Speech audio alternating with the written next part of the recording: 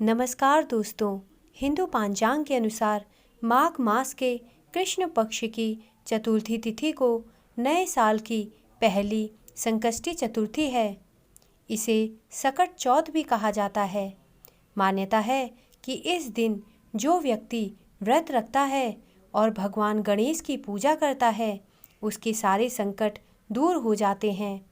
यह व्रत खासकर संतान की सुरक्षा के लिए रखा जाता है। इसके अलावा इस दिन भगवान गणेश की पूजा करने से आपकी सभी मनोकामनाएं पूर्ण हो जाती हैं।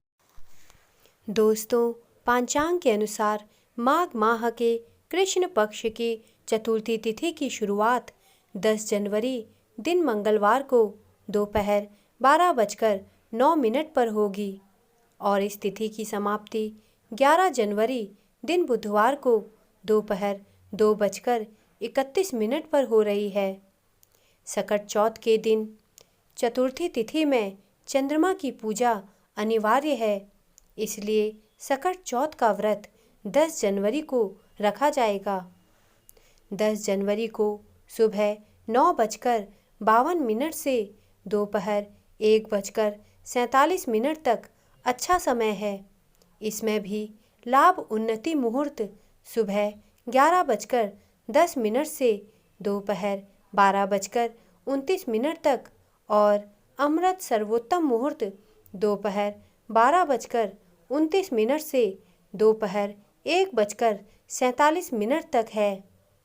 इस मुहूर्त में गणेश जी की पूजा करने से आपकी सभी मनोकामनाएं पूर्ण होंगी। सकट चौथ व्रत वाले दिन रात्रि के समय में चंद्रमा को अर्घ्य दिया जाता है और पूजा की जाती है। इस दिन चंद्रमा का उदय रात 8:41 पर होगा। इस समय में चंद्रमा की पूजा की जाएगी और उसके बाद पारण करके व्रत को पूरा किया जाएगा।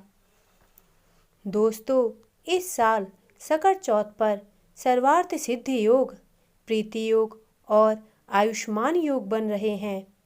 इस दिन प्रीति योग सुबह से लेकर दिन में 11:20 तक है और उसके बाद से आयुष्मान योग रहेगा। सर्वार्थ सिद्धि योग सुबह 7:15 से सुबह 9:01 तक है। दोस्तों, सकट चौथ व्रत की पूजन विधि इस प्रकार है।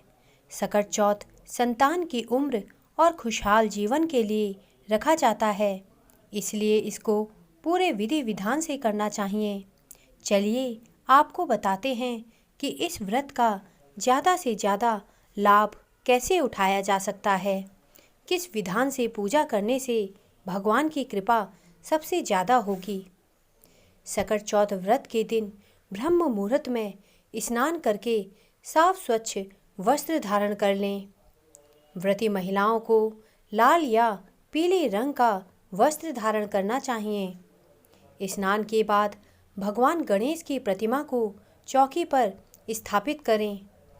भगवान गणेश के साथ माँ लक्ष्मी की भी मूर्ति को रखना चाहिए।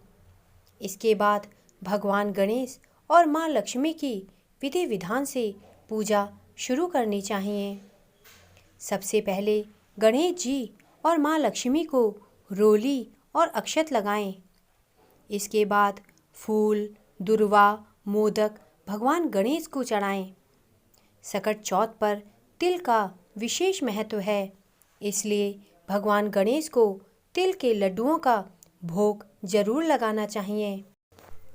इसके बाद ओम गं गणपते नमः मंत्र का जाप करें। अंत में सकट चौथ व्रत की कथा सुने और इसके बाद आरती उतारें। रात के समय चंद्रमा निकलने के बाद चंद्रमा को अर्घ्य देकर व उनकी पूजा करने के बाद अपना व्रत संपन्न करें। दोस्तों, सकट चौथ व्रत के दिन कुछ कार्य भूल कर भी नहीं करने चाहिए। सकट चौथ व्रत के दिन भगवान गणेश की पूजा में तुलसी के पत्तों का भूल कर भी इस्तेमाल नहीं करना चाहिए। एक कथा के मुताबिक तुलसी ने गणेश जी की तपस्या भंग की थी, जिसके बाद भगवान ने तुलसी को अपनी पूजा में शामिल नहीं करने का श्राप दिया था। व्रती महिलाओं को इस दिन काले रंग का कपड़ा नहीं पहनना चाहिए। व्रती महिलाओं को कंदमूल वाले फल या सब्जियों का सेवन नहीं करना चाहिए। दोस्तों, सकट चौथ पर भगवान गणेश की पूजा का विधान है। माना जाता है कि इस दिन भगवान गणेश की पूजा करने से सबसे ज़्यादा लाभ होता है। व्रत करने वालों पर भगवान की कृपा हमेशा बनी रहती है। एक पौराणिक कथा के मुताबिक इसी दिन भगवान गणेश ने भगवान शंकर और माता पार्वती की परिक्रमा की थी। सकट चौथ का व्रत रखने से संतान के लिए फलदायी होता है। संतान के सारे दुख खत्म हो जाते हैं। संतान को लंबी उम्र मिलती है तथा तनाव, नकारात्मकता और बीमारियों से संतान को छुटकारा मिलता है।